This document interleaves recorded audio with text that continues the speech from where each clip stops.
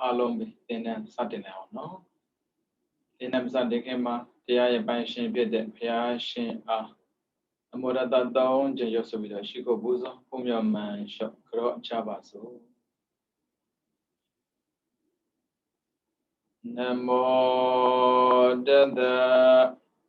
Bhagavado Arahado Dhamma Dhammo Dada Namo Dada Bhagavado Arahado Dhamma Dhammo Dada Namo Dada Bhagavado Arahado Dhamma Dhammo Dada.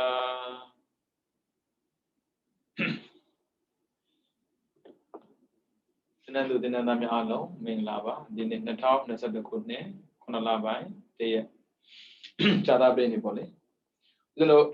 tempi thara ligoပြန်ပြောပြမယ်ပေါ့နော်အကုသိုလ်ဆိုတာကြောက်စရာလို့ထင်နေမှာဆိုလို့အကုသိုလ်စိတ်12ပါအကုသိုလ်စိတ်12ပါလောဘမှုစိတ်လောဘမှုစိတ်10ပါသူ့ကိုပြည့်စည်တာကလောဘဒိဋ္ဌိမာနကျွလွန်မှာကလူစရိုက်9ပါပြီးတော့နံပါတ်2ဒေါသမှုစိတ်2ပါသူ့ကိုပြည့်စည်တာကဒေါသအိဒာမစ္စယကိုကိုစာကျွလွန်တာကလူစရိုက်9ပါပြီးတော့နံပါတ်3မောဟမှုစိတ်2ပါဖြစ်စေတာကမောဟအာဟိရိကအနုတ္တပါဩဒိစ္စသူကသိတဲ့ကျွလွန်တာတော့မရှိဘူးဟုတ်ပြီဒုစရိုက်9ပါးထက်ကတဘာဘာကျွလွန်ခဲ့မယ်ဆိုရင်ပေါ့နင်တို့သတိထားတော့ပို့တော့ရှိတာပေါ့နော်ပြီးတော့တဖတ်ပလာပါအကျိုးမရှိတဲ့စကားပြောရအောင်ရဲရောက်ပါသလားအပယ်ကြပါသလားတိရစ္ဆာန်ဖြစ်ပါသလားစသည်ဖြစ်ပေါ့နော်မေးတတ်တယ်အဲ့လိုမေးတဲ့အခါမှာဦးဇင်းတို့ဖြေရကြက်တာပေါ့နော်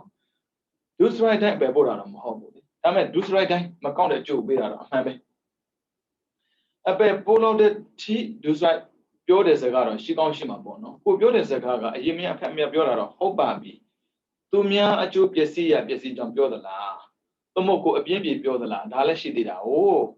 ပါဏိပါဒကျွလွန်တဲ့ပုဂ္ဂိုလ်တောင်မှမဖြစ်မနေမို့လို့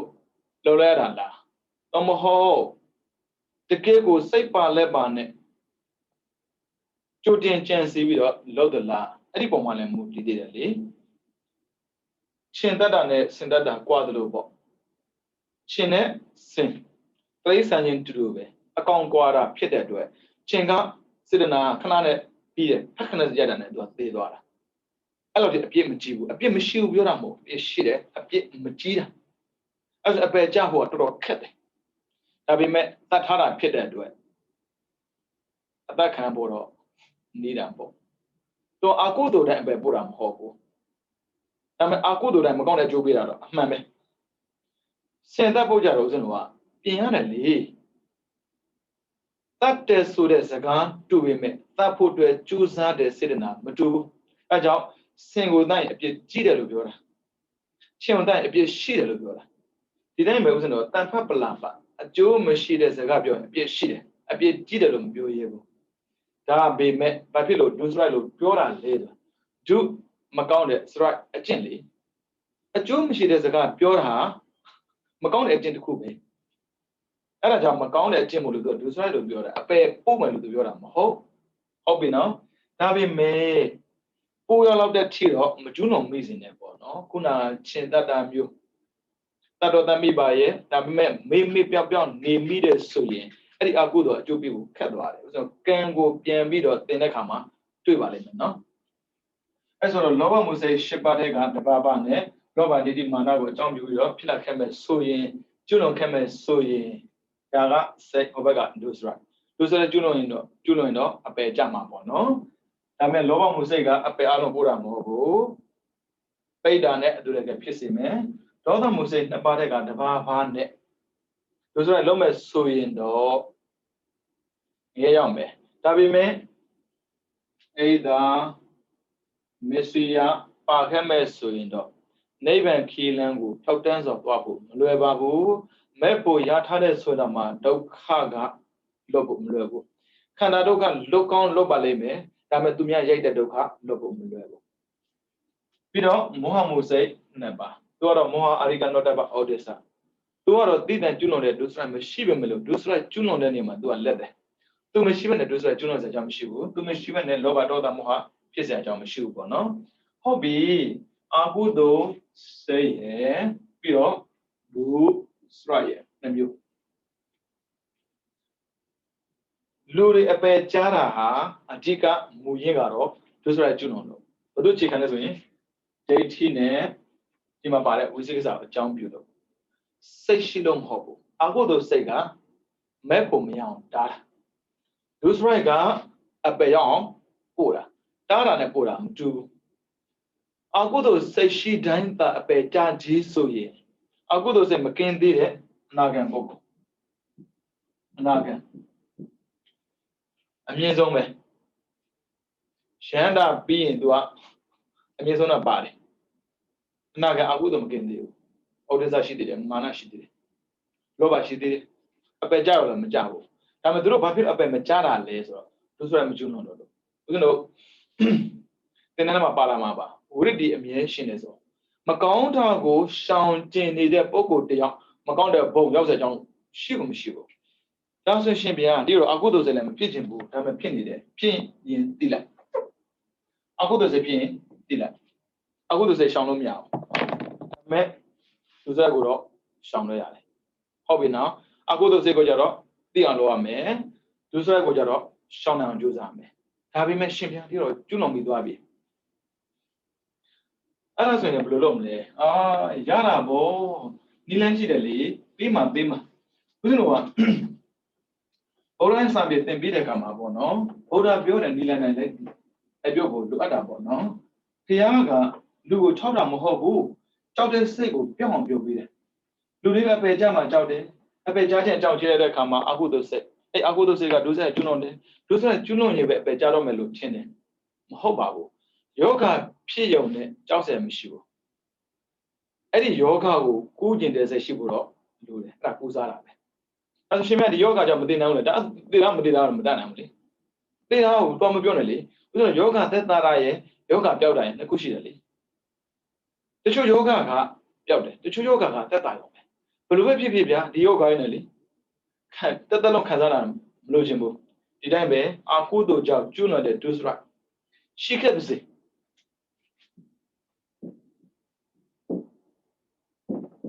7ပြီးတော့သူရာမေရိယတပါကျွလွန်ထားပါစေဒီမဆိုင်ဟုတ်ပြီနော်မြောက်ပေးတာမဟုတ်ဘူးနော်ကြောက်နေမှာဆိုလို့ဘယ်နဲ့ဗျာဗုဒ္ဓစာပေကိုသင်ထားပြီးတော့ဗုဒ္ဓကိုကိုးကွယ်ပြီးတော့သိပြီးအပယ်ကြမှာကြောက်နေတော့ဟုတ်ကုန်မဟုတ်ဘူးကြောက်စရာမလိုဘူးလုံးဝမကြောက်နဲ့ဗုဒ္ဓဘာသာကကြောက်တဲ့စိတ်ကိုဖျောက်ပေးတာကြောက်တဲ့စိတ်ကဒေါသပဲလေဗျာဟုတ်ပြီနော်ဒါပေမဲ့တတိထားဖို့တစ်ချက်ရှိတယ်ကိုကျူးလွန်တဲ့အပြစ်ဒီ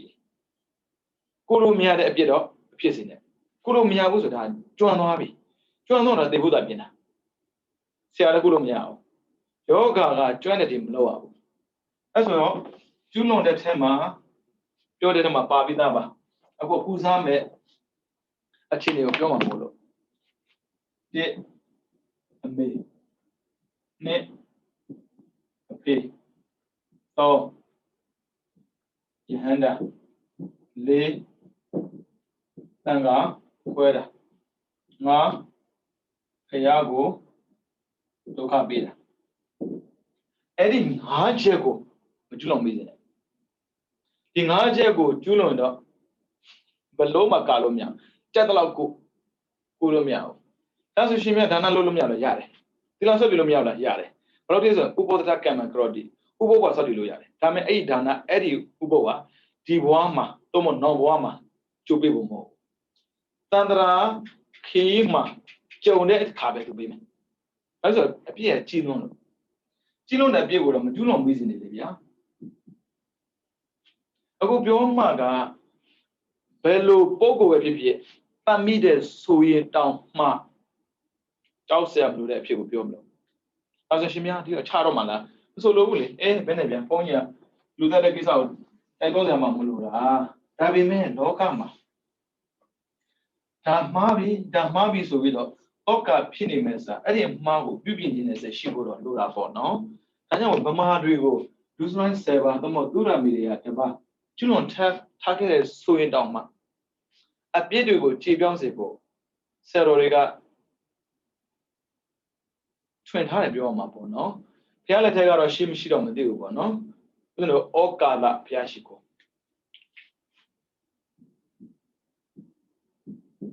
ဒီလောက်ဆက်သိပြီ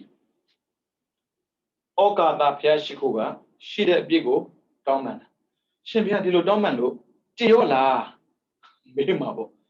ကြည်တဲ့ပြစ်ရှိတယ်မကြည်တဲ့ပြစ်ရှိတယ်ဒါပေမဲ့ကြည်တာမကြည်တာကိုယူမဆိုင်နဲ့အတ္တကင်းပြီးတော့မာနရှင်းဖို့အတွက်ဩကာသနဲ့တောင်းပန်ရမယ်ဘုရားတော်ဘာဖြစ်လို့မတောင်းပန်တာလဲဆိုအတ္တခေါ်တဲ့ဒိဋ္ဌိပြီးတော့မာနခေါ်တဲ့ဂုဏ်သိက္ခာငါလို့ပုဂ္ဂိုလ်ကတောင်းပန်စရာမလိုဘူးလို့တွေးနေရင်တော့ငါလိုပုဂ္ဂိုလ်မှာအကုသိုလ်ရှိနေမှာပဲပုဂ္ဂိုလ်နဲ့မဆိုင်ဘူးအကုသိုလ်ဆိုတာကကျွလွန်တဲ့ပုဂ္ဂိုလ်နဲ့ဆိုင်တယ်ဒါဆိုရင်ဥစ္စာတို့ဗမာနိုင်ငံမှာပေါ့နော်အဲ့ဒီအဖြစ်လေးတွေရှိနေတာတွေ့တယ်ဒါပေမဲ့ခပ်ပေါ့ပေါ့ပဲအပြစ်တစ်ခုကိုကျွလွန်ခဲ့မိလို့ကြည်ပြောင်းကျင်တဲ့စန္ဒတကယ်ရှိပြီးတောင်းပန်မှသာအပြစ်ကကြည်တာဆိုနေရမလို့ဆိုတာဆိုရင်မရအောင်ကဲကြောကြဆိုဩဃာသဂိုင်ကဝစီကမလို့ကရမယ်အာကြီးပါဇက်ရှိလို့ဆိုတယ်ရနေလို့ဆိုတာမရဘူးသူကစကလုံးလေးပြောထားတာတတပတိကာတထာယအဲ့ဒါအရင်ကလည်းရေးခဲ့ပြီးပြီရှေ့မှာရှိတယ်ကျွလွန်တဲ့အပြစ်ပါဏံဟန်တော်ပါဏံဆိုတက်ရှိတော်ပြောတာလူမမဟုတ်ဘယ်တော်ပဲဖြစ်ဖြစ်ခုနကအမေရဲ့အဖေရဲ့ယဟန္တာရဲ့အဲ့ဒီပုဂ္ဂိုလ်တော့မတတ်မိစေနဲ့ဟုတ်ပြီနော်ပါဏံတက်ရှိတော်ကိုတက်ရှိတော်ပြောတဲ့တော့လူလဲပါတယ်ပရိစ္ဆန်လဲပါတယ်ဘာမှမစိုးပါတယ်ဆိုလိုတာပါဏာတိပါဒသိက္ခာပုဂ္ဂိုလ်ကျွလွန်ခံပြီးပြီဆိုရင်ဟန်တော်တပ်ပြီးတဲ့နောက်တတ်တာအဲ့ဒီပါဏာတိပါဒဆိုတဲ့အပြစ်ကိုပဋိကာတထာယပဲ့ပြောင်းစေဖို့အတွက်ကြည်ပြောင်းစေဖို့အတွက်ပယ်လဲပယ်ရမယ်ပြောင်းလဲပြောင်းမယ်အဲ့လိုစိတ်ထားရှိမှာအပြစ်ကကြည်တာဒါပေမဲ့တောင်းပန်ရုံနဲ့ကြည်တော့မဟုတ်ဘူးအောက်မှာပြထားရှိတယ်ဒါနန္တေတိအရင်ကအပြစ်ကျွလွန်တာမှန်တယ်အခုမလုပ်တော့ပါဘူးဗျာကျွန်တော်မျိုးတို့ကောင်းတာလုပ်နေပါပြီဒါကြောင့်ဒါနန္တေတိလူတာကမ်းတာပေးတာကမ်းတာကျွေးတာမွေးတာလည်းလုပ်ပြရတယ်ပြီးတော့သီလံသမာဓိယတိသီလနဲ့စောင့်တည်ပြရတယ်စောင့်တည်ပြတဲ့ဆိုတဲ့နေရာမှာဖုန်းရှိမှာပဲအော်ကြီးဟဲ့ကျဆိုတော့တာပြောတာမဟုတ်ဘူးအရင်ကငါမှားခဲ့တာမှန်ပါတယ်ကွာ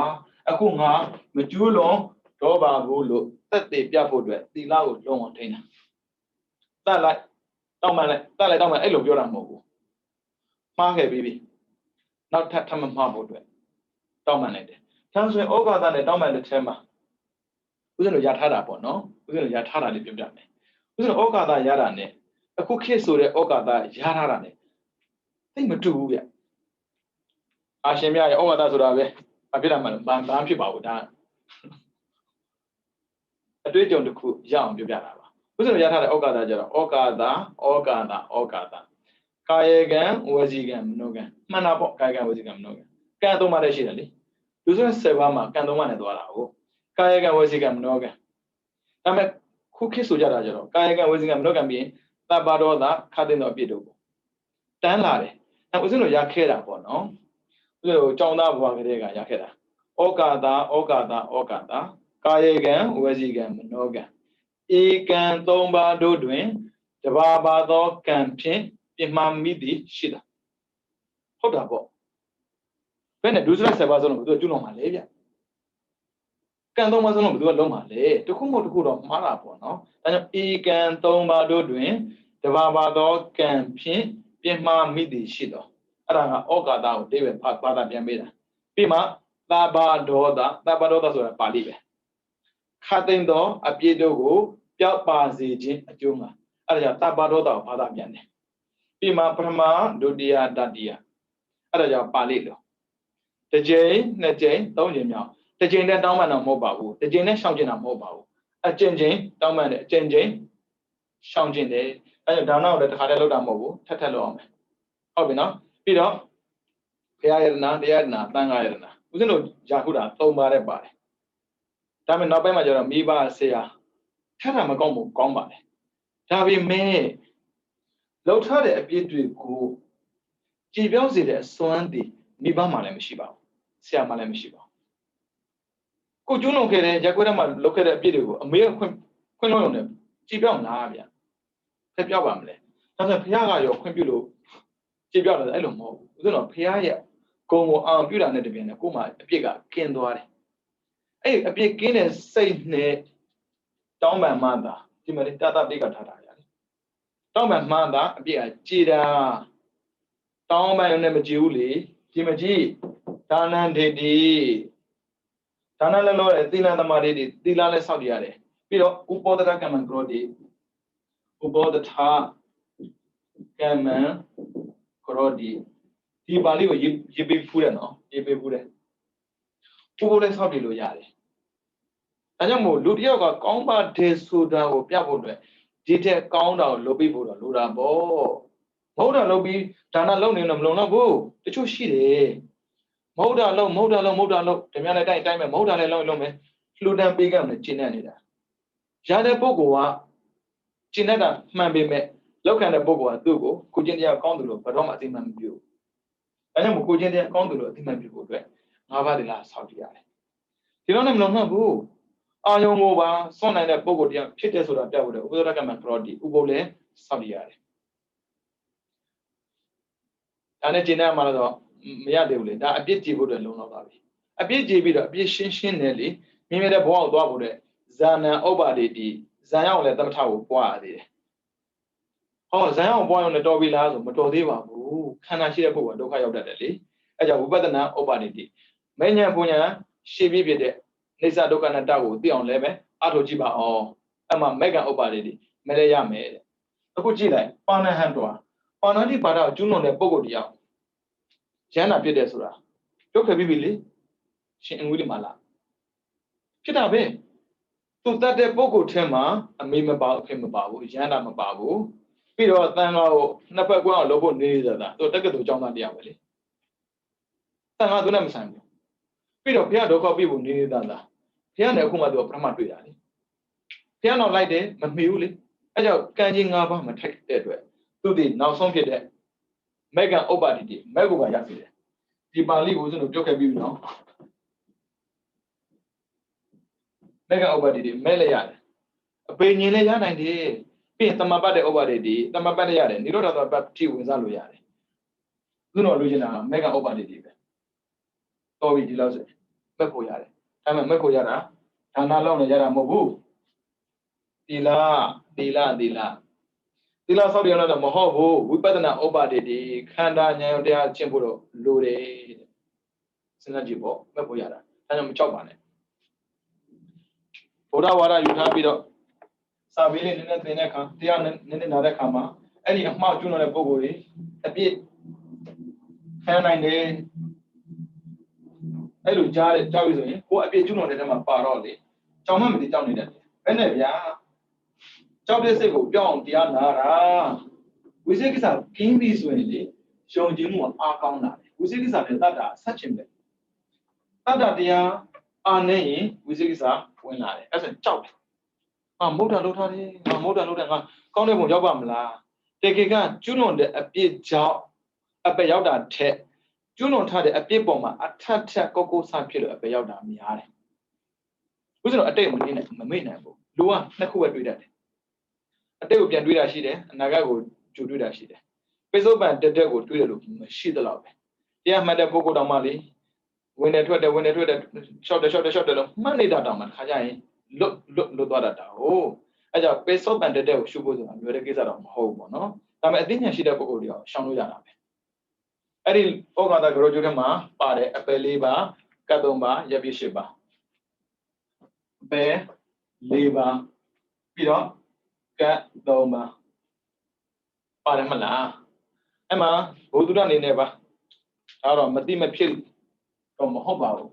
ဒါပေမဲ့တတိထားဖို့ကအပယ်လွတ်ဖို့ဆူတောင်းလို့မရဘူးအပယ်လွတ်ဖို့ဆူတောင်းလို့မရဒီအပယ်လွတ်ချင်ပါတယ်ဗျာ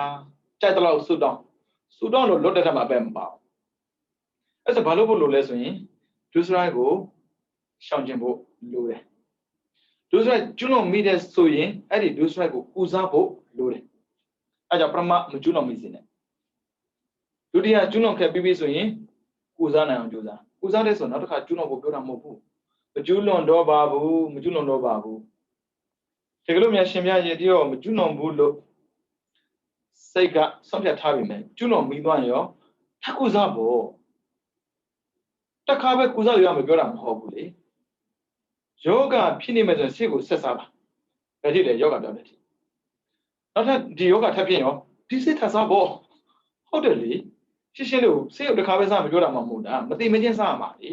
ဘာမှမပူနဲ့ဒုစရိုက်ကိုကျွလွန်မိတဲ့တို့ကုစားလို့မရဘူးဆိုတော့ဗုဒ္ဓဝါဒမှာရှိကိုမရှိဘူးကုစားလို့သာမရခဲ့ဘူးဆိုရင်မိဘကိုဒုက္ခပေးခဲ့တဲ့ရှင်မောက်လန်ရဟန္တာဖြစ်မှာမဟုတ်ဘူး။ဒါဆိုရှင်များယခုနပြောတဲ့ထဲမှာအမေတတ်တာဖေးတတ်တာပါတယ်မကျွလွန်အောင်ဆိုမှန်တယ်။သူတို့လည်းကုစားတဲ့ဆိုရင်ပေါ့နော်နိဗ္ဗာန်ရောက်နေတယ်။ဒါပေမဲ့ငရဲမှာအကြာကြီးခံခဲ့ရတာ။ငရဲမှာကြာကြီးခံရတဲ့ဆိုတော့မဖြစ်မနေရောက်မဲ့ကိစ္စတခုလေ။ရောက်စီခြင်းဘူး။အဲကြောင့်ငရဲကိုမဖြစ်မနေရောက်မဲ့ကိစ္စကိုမကျွလွန်နဲ့။ငရဲကိုခဏလေးတားလို့ရတဲ့အခြေအနေကိုလုပ်ရတယ်။ဆိုတော့ကံအောင်သိရင်သိပါလိမ့်မယ်ဗျာ။ခုနပြောခဲ့တဲ့၅ပါးလွဲရင်ကြံတဲ့ကံအလုံးဒီ you can change ပြောင်းလဲလို့ရတယ်။ဘယ်လိုထိလုပ်လို့ရဆိုရင်နိဗ္ဗာန်ဒီရောက်လို့လို့ရတယ်။ဒါပေမဲ့အပယ်ကလောရပါလို့ဘု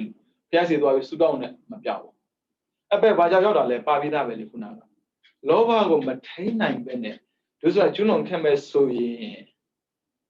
ပိဋ္ဌာအတူတည်းဖြစ်မှာပဲ။ဒေါသမထိန်နိုင်လို့အပြစ်တွေကျွလွန်ခဲ့မဲ့ဆိုရင်ငရဲကြမှာပဲ။မောဟကိုမထိန်နိုင်တဲ့ပုဂ္ဂိုလ်တယောက်မောဟအားကြီးစွာနဲ့မလုပ်သင့်တာတွေပဲလုပ်နေမယ်မပြောသင့်တာပဲပြောနေမယ်မတွေးသင့်တာပဲတွေးနေမယ်ဆိုတော့ပြိဿံဖြစ်မှာပဲအဲဆိုအပက်လွတ်ချင်တယ်ဆိုတာ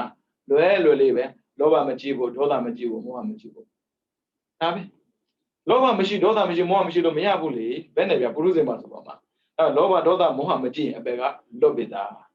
ဒါဆိုရှင်ဗျာဘာဖြစ်လို့ဩကာသကရောဂျိုးမှာနောက်ကနေတော့ထပ်ပြတာလေသူပြောတာကရှင်းလေးပဲအပြစ်ကိုပျောက်ကျင်တဲ့ဆန္ဒနဲ့တောင်းပန်တဲ့ပုံကိုယ်တွေရမယ်အကျိုးကအပယ်ကလည်းလွတ်ပါတယ်လို့ပြောတာအားရသွားပြီဆိုတဲ့ပုံကိုလွတ်တယ်ပြောတာမဟုတ်ဘူးပထမပါပြီးသားဥပနိဒေယပစ္စည်းမှာအကျဉ်းနဲ့မြှောဆိုတာဘလောက်ပဲကျွလွန်တဲ့အပြစ်ရှိနေနေတကယ်ကိုအပြစ်ကင်းကျင်တဲ့ဆန္ဒနဲ့တောင်းပန်ခြင်းကုစားခြင်းဟာလည်းပဲအပယ်တားတဲ့အကျိုးရတယ်အပယ်လေးပါတော့တီးပြီးသွားပါတော့ခုကတ်တော့မှပြောမယ်ကတ်တော့မှကြုံတတ်ပါတယ်ဒီလိုရှောင်းလို့မရတာရှိတာပေါ့နော်လောကမှာဆိုပါစို့တတ်ထံတရာကတ်ဆိုတာပျက်စီးတာကိုပြောတာပျက်စီးတယ်ကတ်ဆိုတာတတ်ထံတရာကတ်ဘာလို့ဆိုရင်လက်နဲ့ဘေးခေါ်တာပေါ့နော်သူကတော့ဘာသာအဲ့လိုပြန်တာဟုတ်လက်နဲ့ဘေးဒီဘက်ကတော့စစ်ဖြစ်တာဘာကြောင့်စစ်ဖြစ်တာလဲဒေါသများတယ်မေတ္တာနည်းတယ်ဒေါသများပြီးမေတ္တာနည်းတယ် ဒေါသထဲမှာအိတ်သားလည်းပါတယ်မနာလိုတဲ့စိတ်တွေများတယ်အဲ့ဒီပုံကိုယ်တွေကဘာဖန်တီးလဲဆိုရင်စိတ်ကိုဖန်တီးတယ်အဲ့လိုတထထပြောက်ကြုံပြီးဆိုရင်လူတွေအသက်တူရတယ်ရှင်ပြရဲ့ဒီလိုခစ်တွေနဲ့ကြုံမှုဆိုတာအတိတ်ကကန်တဲ့ဆိုင်ပါသလားပြောရင်လို့ဆိုရင်ပြောတော်တော်ခက်တယ်ဗျမကောင်းတဲ့နေရာတစ်ခုရောက်လို့မကောင်းတဲ့အတွေ့အကြုံရတာဟာအတိတ်ကတက်တော့မဟုတ်ဘူးဗမာနိုင်ငံသားဖြစ်လို့ဒီပြဿနာကြုံသလားလို့မေးရင်ဘယ်လိုဖြစ်မလဲနိုင်ငံခြားမှာနေပြီးတော့ဗမာနိုင်ငံသားပဲဗမာပြည်မှာမွေးတယ်နိုင်ငံခြားမှာနေပြီးတော့နိုင်ငံသားခိုင်သွားတဲ့ပုံကဒီပြဿနာမကြုံအောင်ဒါရှောင်လို့ရတယ်အသိဉာဏ်မဲ့ပြီးတော့မဟုတ်တာလုပ်တဲ့ပုံကိုရှိနေတယ်ဆိုရင်တော့ကိုယ်ရှောင်သွားတာမရှောင်ဘဲနဲ့နေတာကိုဒုက္ခများတယ်ငါတို့အတိတ်ကံမပြောတော့ငါတို့ညံ့ဖြစ်တာပဲဗုဒ္ဓကဒုက္ခကိုလေလာတဲ့ညကိုခံမပြောတာမဟုတ်ဘူးရှောင်လို့ရတဲ့ဒုက္ခရှိတယ်စိတ်ကိုရှောင်လို့ရတယ်ဒါကြောင့်စိတ်ပေးရှောင်လို့မတူဘူးလားဒါပေမဲ့တို့ကပြန်လာခြင်းနဲ့ဆန္ဒရှိလို့ဝေမသွားဘူးပြန်လာခြင်းတဲ့ပုံကိုရနိုင်ငံခြားသွားကြတယ်ပြီးတော့အဆိုင်လန်ခံယူကြတယ်လွတ်သွားတယ်လေအဲကြောင့်တချို့အကုသိုလ်ရဲ့အကျိုးတွေကိုကြတော့အသိဉာဏ်နဲ့ရှောင်ရတယ်တချို့အကုသိုလ်အကျိုးကြတော့တတိနဲ့ခံရတယ်အဲကြောင့်ဆိုတော့ခန္ဓာမှာတာရိုက်လာပြီးတော့ခံရတဲ့ဒုက္ခစစ်ဆိုရင်တော့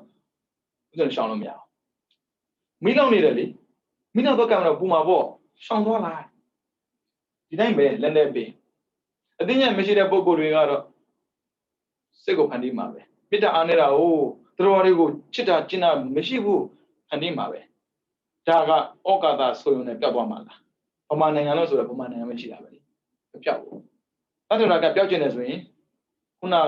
ဩကာသထဲမှာပါတဲ့အတိုင်းတရားတန်ခါကိုဥတည်ပြီးတော့အပြစ်ကင်းပြောက်အောင်ကြိုးစားနေမှသာတကယ်ပြောက်မှာနောက်ထပ်နှစ်ခက်ကြံနေလို့သူတို့ခက်တော့ခက်တယ်ဗျတချို့ကိစ္စတွေကလေကိုယ်တိုင်ရှောင်မှရမယ်ဟာကိုကံကိုယုံပြီးတော့ထိုင်ဆောက်နေကြတာကံကကိုယ်စီရောက်လာမှာမဟုတ်ဘူးကံဆိုတာကိုလောက်တာရှောင်လိုက်ရင်စေဘေးကလွတ်သွားရင်ကံကောင်းတာပဲလေခံလိုက်ရင်စေဘေးကတိုက်ရကြုံရင်ကံဆိုးတာပဲလေကံကောင်းခြင်းကံဆိုးခြင်းဆိုကိုယ်နဲ့လည်းဆိုင်သေးတယ်လေဗျာအဲကြောင့်တထရကံဆိုတာကအတ္တကြီးတဲ့ပုဂ္ဂိုလ်တွေလောကမှာပေါ်လာပြီဆိုရင်မေတ္တာအာနေတာဖြစ်တဲ့အတွက်စကွက်ကိုဖန်တီးရရှိတယ်ဒါလည်းကတ္တမျိုးပြီးတော့နံပါတ်2ရောဂံတရကဒါတော့ယောဂCOVID-19 ဖိတ်ခေါ်စရာမလိုဒါဆို COVID-19 ကရောအတိတ်ကနဲ့ဆိုင်လားမဆိုင်ဘူးလေလူတွေဖန်တီးတာကြီးတယောက်နဲ့တယောက်ထိရင်ဥမှာပဲအဲ့ဒါအတိတ်ကငါတို့ကန်ဆိုရင်ယောဂဒီယောဂနဲ့သိမှာပေါ့ဆိုင်လို့တော့ protect လုပ်လို့ရတာလေလက်ကိုခဏဆေးပါမာစပ်ပါလူနဲ့ဝဝနေပါပြောပြီးသားလူကြတဲ့မသွားပါနဲ့ပြောတာလူကြတဲ့ရသွားတော့ယောဂပြမအမလီငါတို့ကန်ဆိုးတယ်ယူတာလား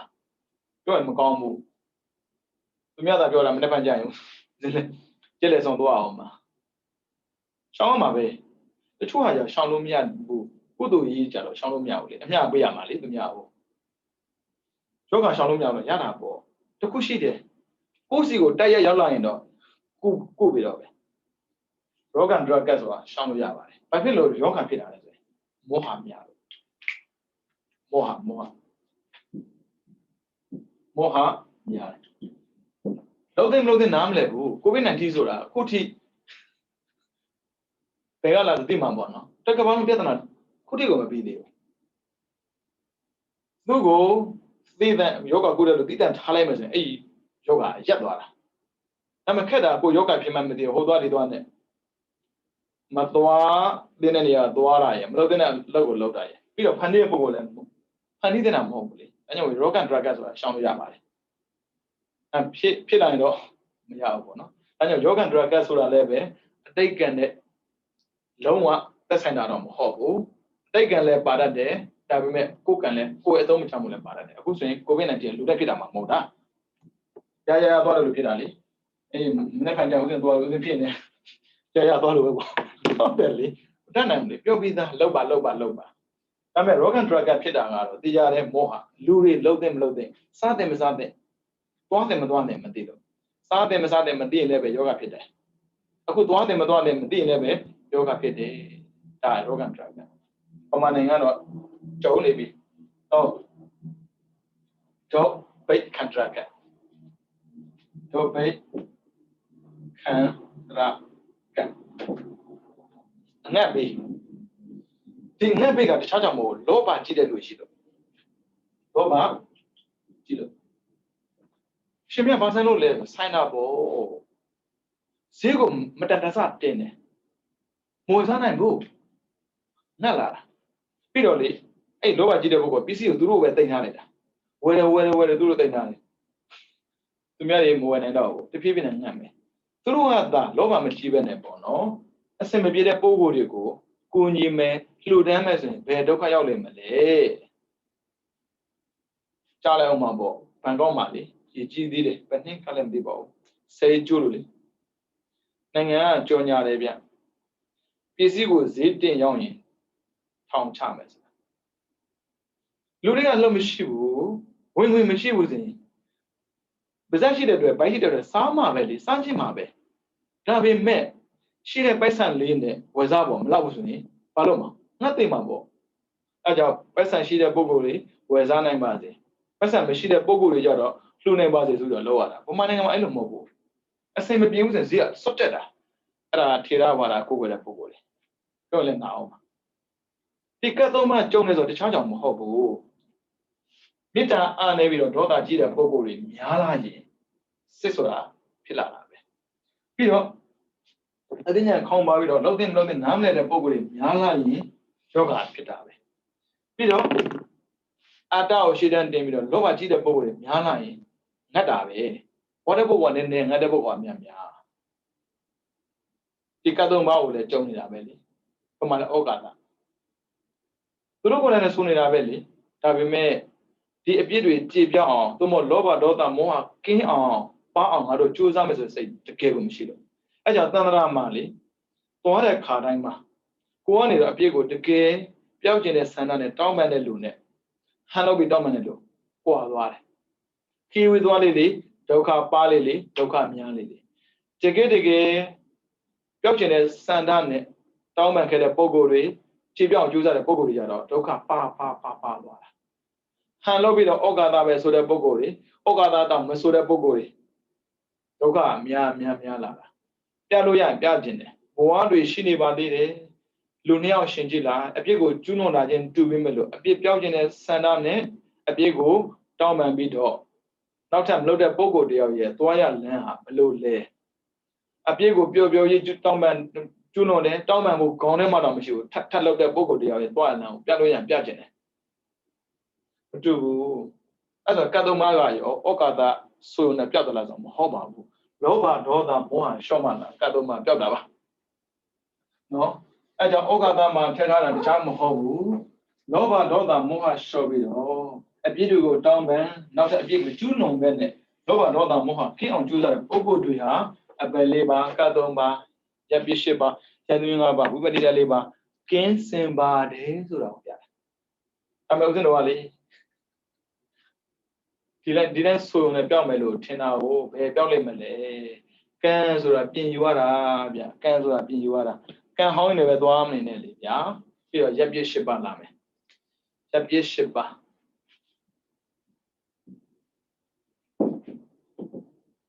ရပ်ပြစ်၈ပါးဒီသူများတွေကိုပေါ့နော်အထင်သေးတယ်လေစိတ်တွေရှိနေတတ်တယ်ကိုယ်ကနေရာကောင်းမှနေရတယ်ပေါ့နော်ရပ်ပြစ်ဆိုတာတခြားပြောတာမဟုတ်ဘူးမဲ့ဖို့မရနိုင်တာပြီးတော့ကုသိုလ်မတိုးတာဟုတ်ပြီနော်ဒီဘလို့မှကုသိုလ်မပြည့်ဘူးမဲ့ဖို့ကမမင်းနဲ့နဲ့ဘယ်စံဘာမှမဖို့ဘလို့ရမှာတော့ဘလောက်ပဲစိတ်ကောင်းရှိပြီးကုသိုလ်လုပ်နေတယ်ဖျားလုံးလဲပြိဿံဖြစ်ခဲ့ပူတာပဲယုံမင်းလေဘလောက်ပဲကုသိုလ်လုပ်နေအသက်သေခံပြီးလော့မက်ဖို့လုံးဝမရဘူးအခုလို့ဘောဟကိုကမက်ဖို့တားတဲ့ခန္ဓာရထားလို့ပြီးတော့ပိတ်တာပြီးတော့လေးအာမင်းညာတက် အတ္တယတကပိစမေဇံရပြီးမှရောက်တာနော်ကဘာ900အသက်ရှင်နေဝင်ရှိတယ်ဘာဖြစ်လို့သူတို့ကြတော့ရပ်ပြစ်ထက်မှာပါတယ်သူကမဲ့ပုံမြန်တာပေါ့ဘာဖြစ်လို့နာမမရှိတယ်ဟုတ်ပြီနော်ပြီးတော့ငါပိစံရဲပိစံရဲဆိုတာကဖရာတရားသံဃာယတနာ3ပါးမြောက်တဲ့နေရာကိုပြောတာဒါဆိုရင်ဥစ္စာစဉ်းစားကြည့်ဖရာတရားသံဃာယတနာ3ပါးမရှိတဲ့နေရာပြောတာနော်ဆိုပါစို့ဖရာပွင့်တဲ့အချိန်တုန်းကဆိုရင်မေဇိမဒေသဒီဒါတော့ဖရာပွင့်တဲ့နေရာမဟုတ်လို့ပိစံရဲမဟုတ်ဘူးမေဇိမဒေသရဲ့အပြင်ဖရာတရားသံဃာမရောက်ရင်ပိစံရဲပဲဟုတ်ပြီဥစ္စာကံကောင်းထောင်းမှဆိုတာနဲ့အခုသာသနာဥစ္စာတို့ရှိနေတယ်ဒါဆိုပိစံရဲမဟုတ်ဘူးပေါ့မဲ့ဖို့ရသလားမရဘူးလားကြည့်ကြည့်ကိုယ့်မှာကိုကြည့်လားကိုယ့်မှာအမေရဲ့အဖေရဲ့သားရဲ့သမီးရဲ့၄ယောက်ရှိတဲ့ဆိုပါစို့ပြန်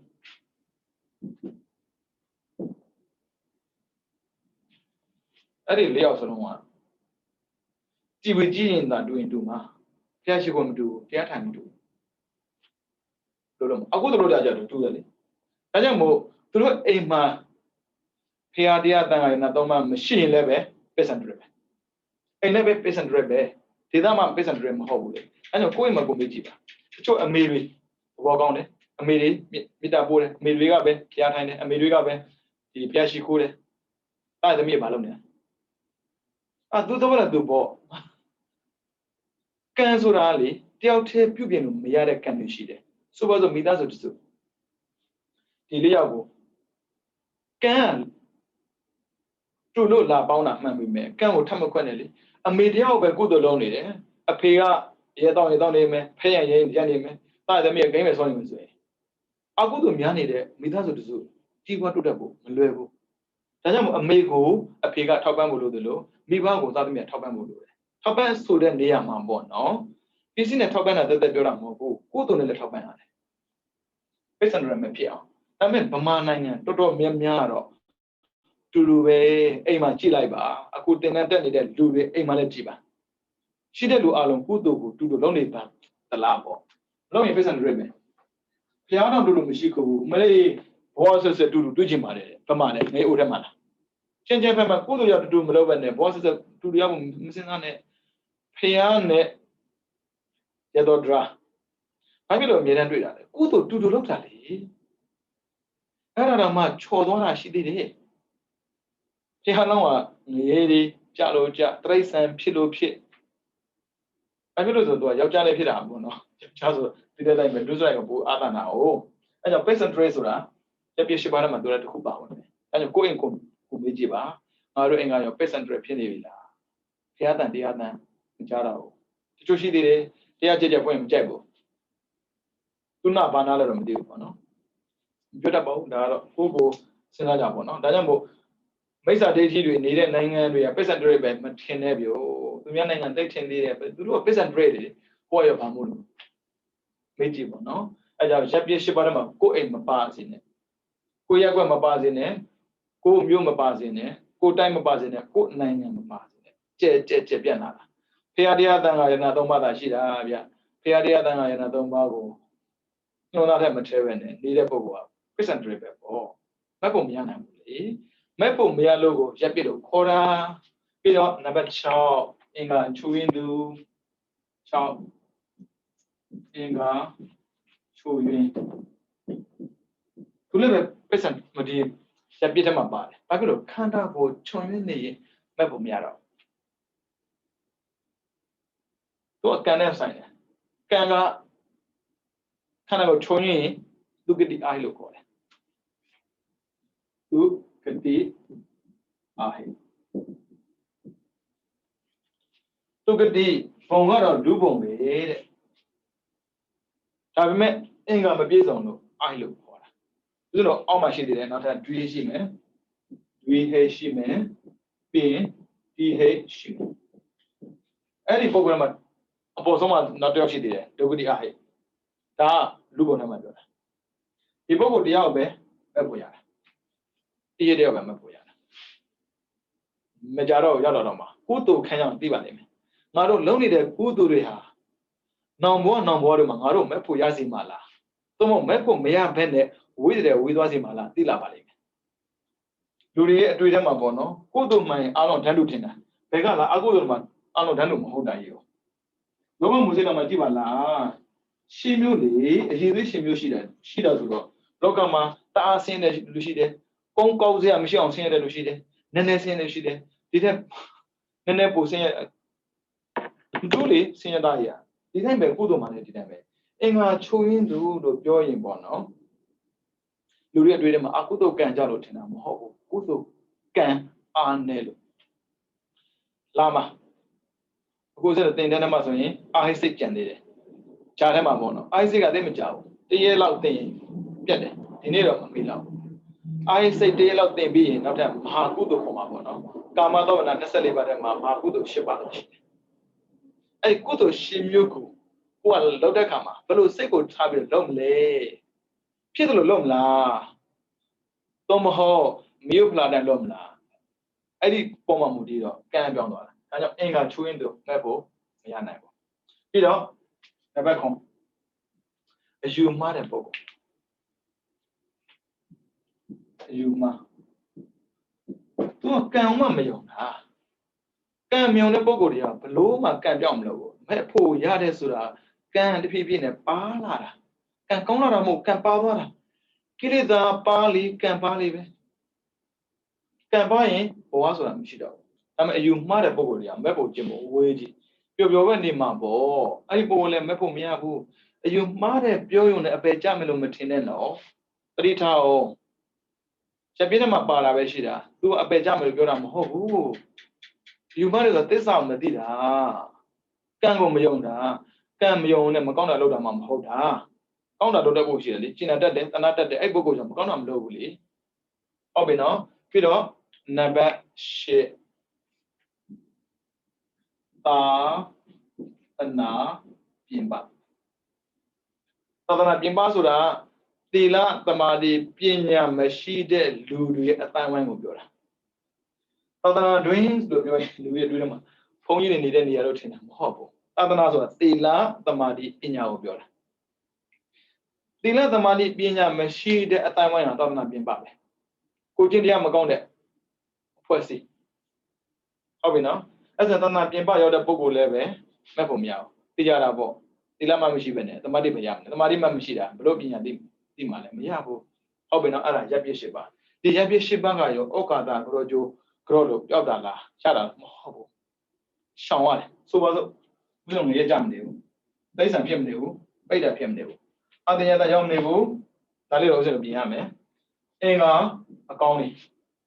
အယူမမှားဘူးဆိုတော့ညှိနေတာပဲဆန်directဖျားတရားတန်ကမရှိတဲ့နေရာဖြစ်နေမဲ့ဆိုရင်ဒါမှရှိနေတယ်ခုဖျားတရားတန်ကကိုးကွယ်တဲ့ပုဂ္ဂိုလ်တွေသီလသမာဓိပညာကိုစောင့်တည်ရတာအဲကြောင့်ဖျားတရားတန်ကလည်းကိုးကွယ်တယ်သီလသမာဓိပညာလည်းစောင့်တည်တယ်ဆိုရင်တော့သိကြတယ်အဲ့ဒါ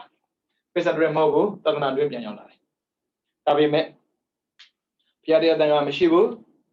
သီလသမာဓိမရှိဘူးဆိုရင်သိကြတယ်ရပ်ပြစ်နှစ်ပါးရှစ်ပါးထဲမှာနှစ်ပါးရှိနေပြီအဲကြောင့်သူများအပြစ်ပြောမယ်စားကိုယ့်အိမ်မှာကိုပြင်လိုက်ပါ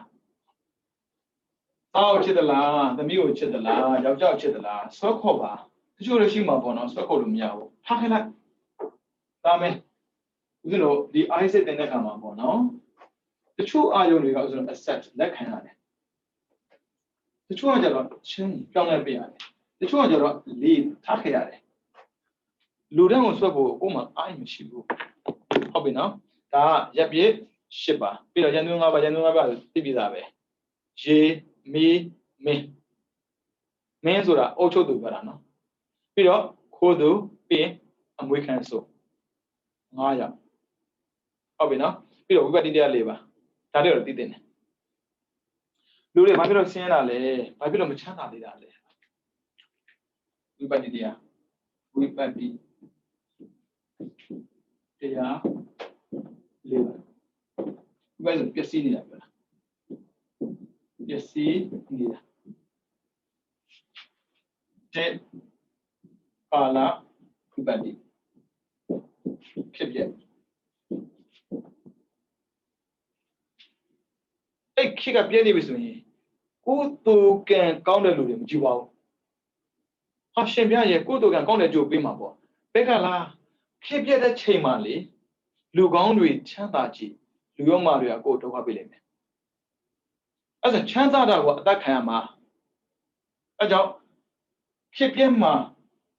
အကျင့်မကောင်းတဲ့ပုဂ္ဂိုလ်တွေချမ်းသာတယ်ခေတ်ကောင်းမှကြတော့အကျင့်ကောင်းတဲ့ပုဂ္ဂိုလ်တွေချမ်းသာတယ်ဘာဖြစ်လို့လဲဆိုတော့ကွာတာကခေတ်ကောင်းမှအကျင့်ကောင်းတဲ့ပုဂ္ဂိုလ်တွေချမ်းသာတာဒီဘယ်သူမှဒုက္ခမပေးဘူးဘာမှအိတ်သာဖြစ်เสียမလို့ဒါပေမဲ့ခေတ်ပြက်မှာစိတ်ဓာတ်တွေပျက်စီးနေတာမဟုတ်တော့ကောင်းတာနဲ့ချမ်းသာတဲ့ပုဂ္ဂိုလ်တွေကောင်းကောင်းနေတဲ့ပုဂ္ဂိုလ်တွေနေရသိမရအောင်အဲ့ဒီခေတ်မှာလည်းပဲကံတအားကောင်းတဲ့ပုဂ္ဂိုလ်တွေနတ်ပြည်ကတော့ဆင်မလာအောင်ဘာမှမဟုတ်ပဲနဲ့မြေရဲကလွတ်လာတဲ့ပုဂ္ဂိုလ်တွေတိရစ္ဆာန်ဘဝလွတ်လာတဲ့ပုဂ္ဂိုလ်တွေအပေကလွတ်ဒီပိဋကဘဝလွတ်လာတဲ့ပုဂ္ဂိုလ်တွေကုသိုလ်ကမကောင်းတကောင်းတွေများတယ်ကုသိုလ်ကအကောင်းစားတွေခေတ်ပြက်မှာမမွေဘူးအဲ့ကြောင့်တချို့ပြောတာပေါ့နော်ကောင်းတဲ့စိတ်ကိုမွေးပြီးတော့ကောင်းကောင်းဝင်လုပ်ပြီးတော့ဘာဖြစ်လို့မချမ်းသာတာလဲဖြစ်ပြနေတော့ဥပဒေတရားလေးပါးနဲ့တပါးကြောင်းတယ်အဲ့ဒါမချမ်းသာကုသိုလ်ကံမရှိလို့လားရှိတာပေါ့ကုသိုလ်ကံပေးလို့မရတာဖြစ်ပြမှာကုသိုလ်ကံအကျိုးပေးလိုက်တဲ့ဆိုရင်ပြဿနာအရှာခံရမှာကံအထူးဆန်းတယ်ဗျအဲ့ကြောင့်အပရပရိယဝိရိယကံလို့ခေါ်တယ်အပရပရိယဝိရိယကံအကြောင်းတိုက်ဆိုင်မှာအကျိုးပေးမှာဖြစ်ပြမှာဘလောက်ပဲစိတ်ကောင်းမွေးမေးမကောင်းတဲ့ပုံကိုတွေ့တာနဲ့အော်တိုအခုတော့ပြည့်တယ်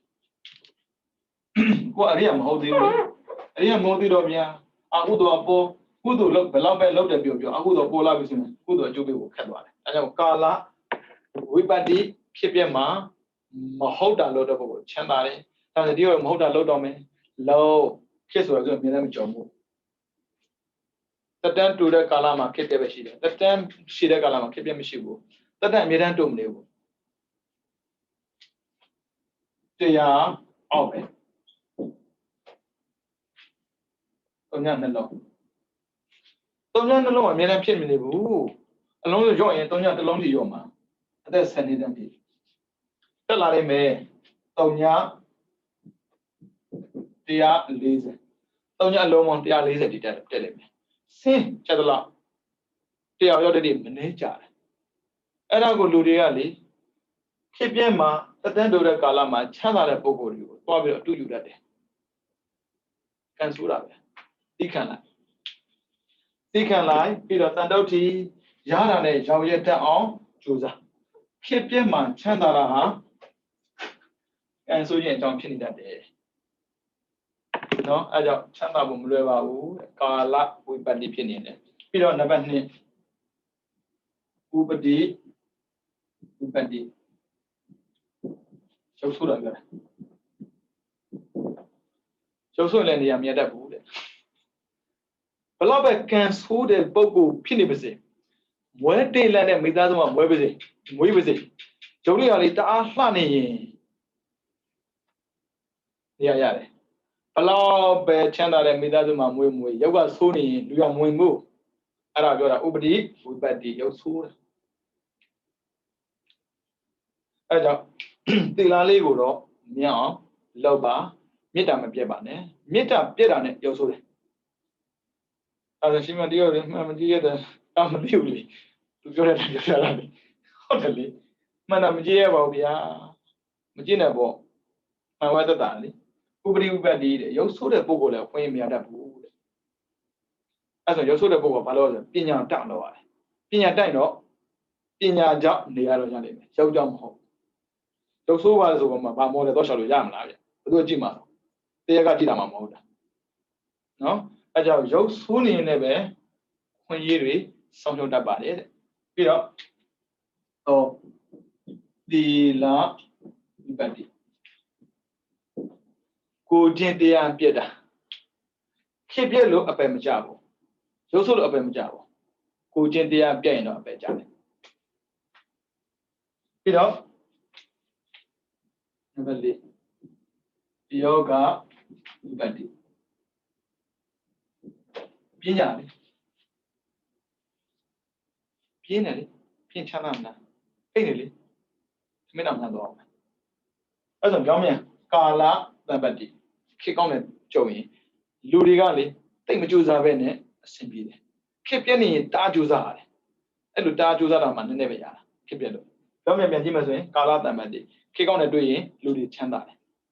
ဥပရိတန်ပတ်တိရုပ်လှရင်နေရာတိတ်ရလွယ်တယ်သီလတန်ပတ်တိသီလပြည့်စုံအပေကလွတ်တယ်ယောဂတန်ပတ်တိကြိုးစားအားထုတ်မှုနဲ့ဟောဖြတ်တန်းရင်မစင်းရဘူးဒါမဲ့ဝိပဿနာ၄ပါးနဲ့ကြုံရင်တော့မလို့ဘူးလေအဲ့ဒါကရောဩကာသဘုရားရှိခိုးနဲ့ပျောက်လာဆိုမပျောက်ဘူးဘုရားကိုကိုးကွယ်ပြီးတော့ဂုံပုံတော်မှာဂုံတော်ပေါ်တဲ့ဒီပွားနိုင်တဲ့ပုဂ္ဂိုလ်ကြီးရှောင်လို့ရတဲ့အရာပြောတာရှောင်လို့ရတယ်ကောင်းတော့ဘဝမှာပြောတာပေါ့နော်ဒီတော့ဘုရားပွားခဲ့ပါလေဒီတော့ဘဝမှာဒါမျိုးရမလားဆိုဘလောက်ပွားတယ်လဲတရားကုံတော်ပွားတဲ့ပုဂ္ဂိုလ်တွေကရလာမယ်ကြိုးကတော့မက်ဖို့ပဲဗျမက်ဖို့ကတော့ရနိုင်တယ်နော်ပြီးတော့ဗျာနာတရား၅ပါးဒီညာဒီဖြတ်တနာဆွေမျိုးတွေဆင်းရဲတယ်ဒုက္ခရောက်တဲ့ဆိုရင်ကိုယ်စိတ်မချမ်းသာဘူးပြီးတော့နှစ်ဘောကဖြတ်တနာဆိုတာပျက်စီးတာပဲလေဘောကဖြတ်တနာစီဝါကြတယ်စီဝါဆုံးတယ်စီဝါပြက်တယ်ဒါဘောဂပြဒနာပြီးတော့ရောဂပြဒနာယောဂနှိစ္စတယ်ပြီးတော့လေသီလပြဒနာငါဒိဋ္ဌိပြဒနာဒိဋ္ဌိဆိုအယူပြက်အယူမှားသီလပြဒနာဒိဋ္ဌိပြဒနာကအပယ်ပို့ပေးတယ်ယောဂရှိတော့ပဲရောက်တာမဟုတ်ဘူးပစ္စည်းဥစ္စာပစ္စည်းတော့အပယ်ရောက်တာမဟုတ်ဘူးဆွေမျိုးတွေဆင်းရဲတော့ပဲရောက်တာမဟုတ်ဒါပေမဲ့ဆွေမျိုးဆင်းရဲတာကိုကြည့်ပြီးတော့တနာတာနဲ့လေကိုကျင့်တရားကိုဖြစ်စည်းခဲ့မယ်ဆိုရင်ပဲကြမှာစီဝါပြတ်တယ်လှုပ်ရှားလို့မရတော့ဘူးမဟုတ်တာလှုပ်ရှားမယ်ဆိုရင်အပဲကြမှာတခြားကြောင့်မဟုတ်ဘူးသီလဝိပတ္တိကိုကျင့်တရားပြည့်စည်သွားတော့အမေကယောဂဖြစ်နေတယ်ဘာမှပတ်စံမရှိဘူးအမေယောဂကုဖို့အတွက်ခိုင်ဆိုင်ရှာလို့မတွေ့ဘူးလားလူလို့မရဘူးလားရိုက်မှာနှက်မှာအဲ့မျိုးလောက်တဲ့ပုဂ္ဂိုလ်ဆိုရင်တော့အပဲကြမှာပေါ့နော်ဒါကဖြတ်ရှိကုန်မှာပါတဲ့ဟာလေးပေါ့နော်ဆိုတော့အခုပြောမှာကအကုသို့လှုပ်ထားတယ်ဒုစရကျူးလွန်တယ်ဘလောက်ပဲကျူးလွန်ပါစေလူသားမှန်ရင်အပြစ်ကိုကြည့်အောင်ကြိုးစားကြတယ်လူဆိုတဲ့စကားလုံးကိုလေပါဠိစကားလုံးလေးနဲ့ပြောပြမယ်မနုဿစကားနှစ်ခုရှိတယ်မနရဲ့ဥဒ္ဒရဲ့မနဆိုတာကစိတ်ဥဒ္ဒဆိုတာမြင့်တင်တာစိတ်ကိုမြင့်တင်ပြီးနေတဲ့ပုဂ္ဂိုလ်တရားသို့မဟုတ်စိတ်ကိုပြုပြင်ပြီးနေတဲ့ပုဂ္ဂိုလ်လူလို့ခေါ်တယ်။တရားထဲမှာနော်ဒါကြောင့်မို့ပိဋ္ဌာပါဧတာပိဋ္ဌာဆိုတာကုသိုလ်ကင်းတယ်ဒုက္ခများတယ်အတူတကယ်ခန္ဓာရပေမဲ့ကြောက်နေရတယ်ပြီးတော့တိရစ္ဆာန်စားအိတ်ကာမတော်မျိုးပဲစဉ်းစားတယ်ပြီးတော့ငရဲလုံးဝချမ်းသာမရှိဆင်းရဲတဲ့တည်ခန္ဓာရတာချင်းတူပြီးမဲ့လို့တွေးကြုံခံစားနေရတဲ့ခံစားမှုလိုက်နာမည်ပေးထားတာလူကြတော့ငရဲတိရစ္ဆာန်ပိဋ္ဌာအတူတကယ်အပေါ်မှာရှိတာ哦ဘာဖြစ်လို့လူခေါ်တာလဲမနုဿမနဥဒ္ဒစေတကိုမြင့်တယ်မြင်နေတယ်အမှားဆိုတာမကျွလွန်နေတာမဟုတ်ဘူးကျွလွန်ကောင်းကျွလွန်လိမ့်မယ်ဒါပေမဲ့ကျွလွန်ပြီးရင်အဲ့ဒီအမှားကိုပြန်ပြီးပြုပြင်တဲ့ပုံကိုလူလို့ခေါ်တယ်အဲဆိုတော့လူကတယောက်နဲ့တယောက်မတူဘူးဗျခန္ဓာကိုယ်တော့လူတော့လူပဲလူမို့တဲ့လူတွေရှိတယ်အဲကြောင့်လူဆိုတာကုသိုလ်ကောင်းမှုအကြောင်းအကျိုးသိပြီးတော့မြင်မြတ်တဲ့စိတ်နဲ့ဘဝကိုမြင့်တင်နေတယ်အကြောင်းအကျိုးအကောင်ဆိုသိပြီးတော့မြင့်မြတ်တဲ့စိတ်နဲ့ဘဝကိုမြင့်တင်နေသူအမှားကိုပြုပြင်နေသူဟာလူပဲဒါဆိုရင်လူတွေကကြည့်အောင်ဒီလူပိဋ္ဌာလူတော့လူပဲပိဋ္ဌာကုသိုလ်မလုပ်ဘူးပြောမယ်ပါမယ်စားမယ်တောင်းမယ်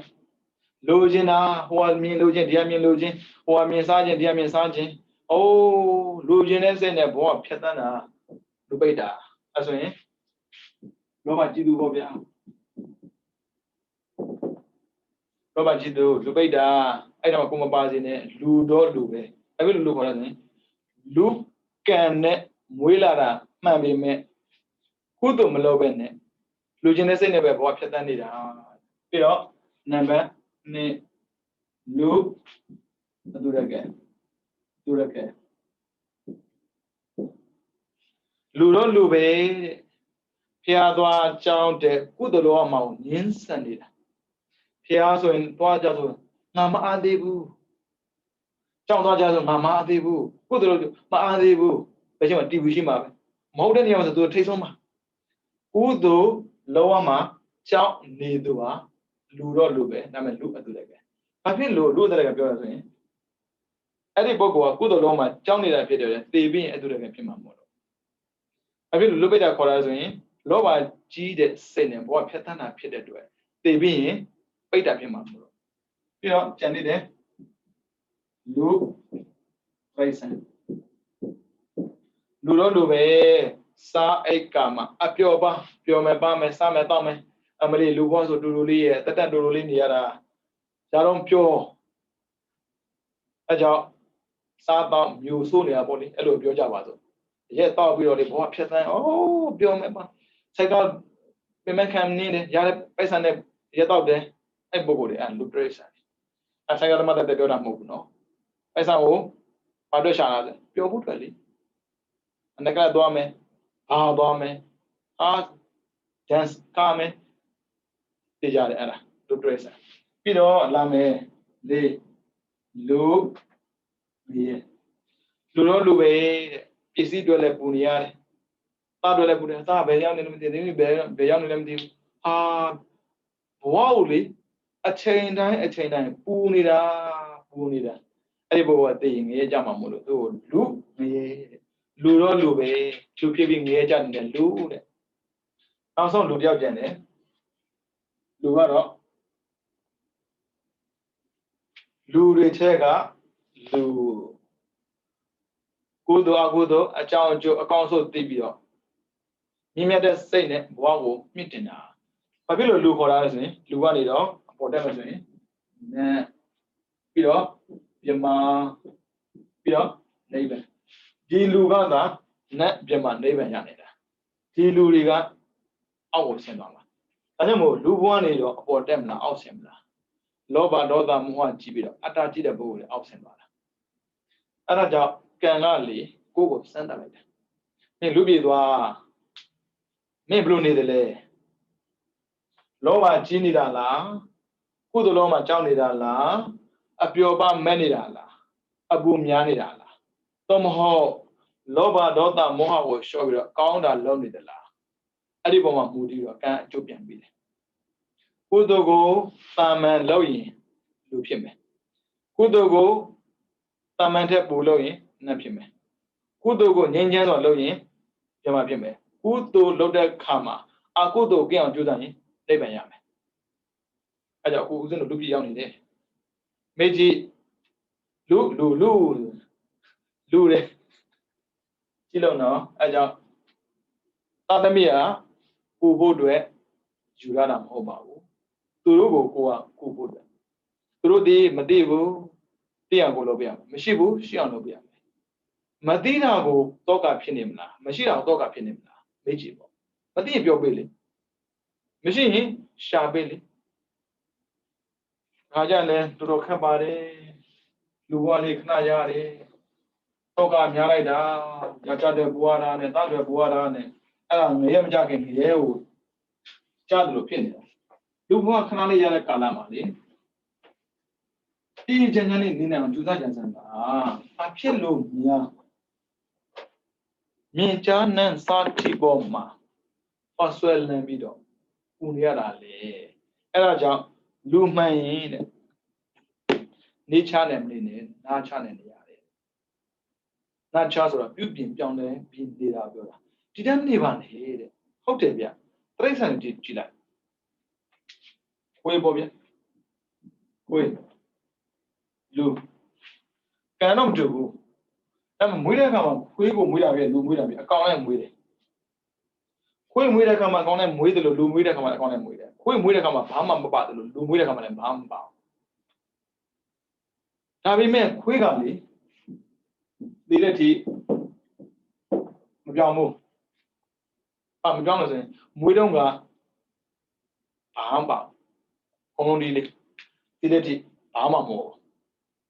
ပြုတ်ပြင်ပြောင်းလဲမယ်ဆိုတော့သိတဲ့ဉာဏ်သူ့မှာမပါဘူးလူကြတယ်မဟုတ်ဘူးဗျာလူကမွေးလာတာနဲ့တပြိုင်တည်းညစ်ပတ်လို့လေဒီနဲ့ဆေးပေးကြတယ်ပြီးရင်ချမ်းမှာဆိုလို့ပတ်ပေးတယ်ပေါ့နော်သူတို့ပြောတာပါတကယ်တော့ကိုဝတ်ကိုပတ်ပေးတာဒီငယ်စဉ်ကာလကလေးကအရှက်ကိုအသက်လောက်တမိုးထားမယ်ဆိုအသိပေးလိုက်တာပဲတချို့ပြောတာပေါ့နော်ကလေးတွေချမ်းမှာဆိုလို့အနိပတ်ပေးတယ်ဆိုမယ်အဲ့ဆိုရင်ငွေပြီးရေစိမ်တဲ့ကလေးတွေကြတော့ပြောလို့မလဲစလုံးစုံကြဖို့မှာပေါ့ရေတော့ထားတယ်မအေးဘူးလားအေးတာပဲအဲ့ကြောင့်တဘာဝထက်အသိကိုဦးစားပေးတော့တွေးပါဘာဖြစ်လို့အမေတွေနှိပတ်ပေးတာလဲဆိုတော့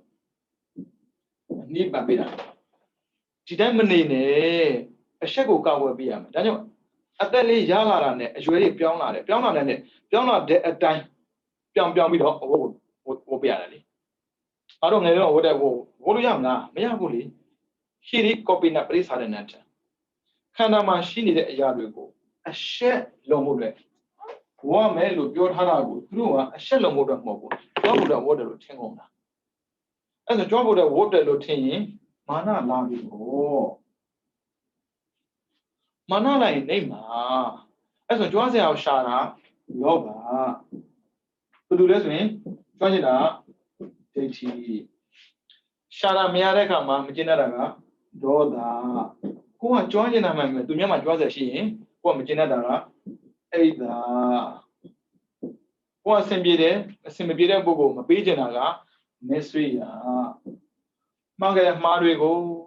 မမေ့နိုင်မြေတမ်းဆွေးနေတာတော့ကဖြစ်နေတာကကိုစာလုံးတယ်မလုံးတယ်မသိတာကမောဟကိုတဘုံမထားတာကအာဟိရိကပေါင်းချက်မင်းမဆက်တာကအနုတ္တပါလှုပ်ချင်တာလှုပ်တာကဟုတ်တယ်စားသူများမရှိတာမဟုတ်လူမှရှိတယ်အဲ့ကြောင့်လူဟာလေလူသားစစ်ဖို့လိုအပ်ပါတယ်ဘာသာလူမျိုးမခွဲခြားပါနဲ့လူကလူပဲအဲကြောင့်ပထမဆုံးစလို့ကလူသားဖြစ်တဲ့အတွက်ဘာလို့မလဲဆိုရင်လူကိုလူလိုမြင်အောင်လို့လူကိုလူလိုမမြင်မဲ့နဲ့သရဝါကိုသရဝါလိုမြင်ဖို့မလွယ်ဘူးအဲမို့စလို့ကလူကိုလူလိုမြင်တဲ့စိတ်မရှိသေးဘူးဆင်းရဲတယ်ချမ်းသာတယ်ကျုပ်ဆိုးတယ်ကျုပ်လာတယ်ဒါဗမာဒါကင်းဒါရှင်ပြရင်ကင်းလို့ပြောတာဘာဖြစ်တာမလို့မှန်တယ်လေနာမည်တော့ပြောမယ်လေဒါပေမဲ့ဗမာပေါ်မှာထားတဲ့စိတ်မျိုးကင်းပေါ်မှာထားမှာပဲလေကိုသားပေါ်မှာထားတဲ့စိတ်မျိုးသူများသားပေါ်မှာလည်းထားမှာပဲလေကိုသမီးချစ်တယ်မျိုးသူများလည်းချစ်မှာပေါ့ပြောမှာပေါ့ရှင်ပြရင်ဒီတော့သမီးနဲ့သူတို့တော့ဒန်းတူချစ်ဖို့မဖြစ်နိုင်ဘူးဒန်းတူချစ်ဖို့ပြောတာမဟုတ်ဘူးလေမေတ္တာထားဖို့ပြောတာလေဘယ်နဲ့များမေတ္တာထားခိုင်းတာလေပြီးတော့လိုအပ်နေရင်ပူညီလိုက်လေပုံနေပွားလိုက်လေအချိုးမပြင်းရင်မစက်နဲ့ထောက်ပြောတာဥပ္ပကဒါလူတရားလုံးမလို့အဲ့ဒါကဆက်နေရာတိုင်းပါခြင်းတယ်နည်းနည်းတိလာလေးနေရာတိုင်းမှာပါခြင်းလေးနေရာရလေးနေရာတိုင်းမှာပါခြင်းလေးအိုးတော်တော်ဒုက္ခများတာကိုတော်တော်ဒုက္ခများတာကိုဒါကြောင့်မို့လူကလေလူကိုလူလိုမြင်တတ်ပါစေဘာဖြစ်လို့ဘာသာချမြင်ရတာလဲဘာဖြစ်လို့နိုင်ငံသားလို့ပြောနေရတာလဲနိုင်ငံသားမလို့နိုင်ငံသားပြောလက်ခံတယ်လေဒါ foreigner တော့ရှိပြီသားပဲအဲ့ foreigner ထဲကိုစိတ်ထက်တဲ့ခါမှာဒါငါတို့ဗမာနိုင်ငံသားမဟုတ်ဘူးသူတို့ကငါတို့ဘာသာကိုးကွယ်တာမဟုတ်ဘူးသူတို့နိုင်ငံသွားကြည့်ငါတို့ဘာသာကိုးကွယ်တာမဟုတ်ဘူးတွေးကိုမတွေးဘူးသူတို့နေခဲ့ဘူးလို့ပေါင်းလိုက်ပေါင်းမှာဘူးတယ်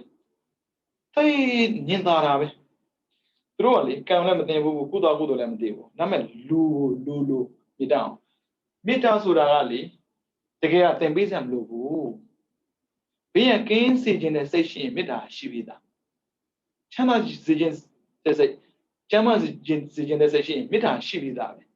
Another session, Gruna, she be that. Kuni that say, Tomo, Tomia, Simbida, or Gibido, one other session, Mudina, she be that. But we have your logo, counter logo, Saloma Vesra, Obeka, she be that. Piaga, the body area, Meta Gruna, Mudida, Obeka, your Tiam, your Calabashida. Through Nangama, Meta Gruna, Mudia, Obeka, Matemo. Udulamade, Ahudulamade. How is our way? Panadibada, Uramni Pavia, Dibu. Tame Matati Mulidroa. Arena Uramni, Dibu. Tame, do you be you dembule? Come with Mr. Uramni, Duro Goma, living together. The vote to the near Niali. I showed one in our movement. We are Muda or Uramni. From Dibu, Tame Lane on Jack with the duty. Tame Duma Dura Media, Kushida. Dura Media. Son of Samba, through near Dizari, either Dizari. A lot of come up, poor terra, no. I'm a draw of Hama, me only. I only did not load up, is I'm sure. I'm a young Bogule, do me san out of hours at home. The later Dana, the later the land of Pawana, Muli made a grown up Muria Obaka, to roll out Joanna Drovation, damn it, Lumisan. Ludan, Sanale. Manam Jibane. Lovam Jibane, Adam Jibane. Rodam Jibane. Korea that Boko Boma, Ita Messia Matavan. Korea semi Vida Bogoma, Messia Mamuivan. Market of Marble Male, Roman on Damiavane. Now Damiavan is over, who's on a Buramo, Uzame. I'm a Mavi, dream Liban. Pido Logan Logne, Madida Bogomule, the Pipas in it. Fugo Tambotava, Baojan Giuseppe. Logan Auro, Piaplova. Tandu Pila. I know them they be Wabi. I will obey Jarale. The Gazili. Nobody did mana, no, I am Monsieur Gogoza, more elegant number. Odessa. Tis the body Arago, Ludiga, like you know, Luanigo, Chatu Jobi, Imagine, paid up him, a do of him. Toda saying, ye jam. More than 3 centimeters. As you tell a hammer to your brother. That can be the Yatu. I'm a can be the Goran. Go you the Yatu.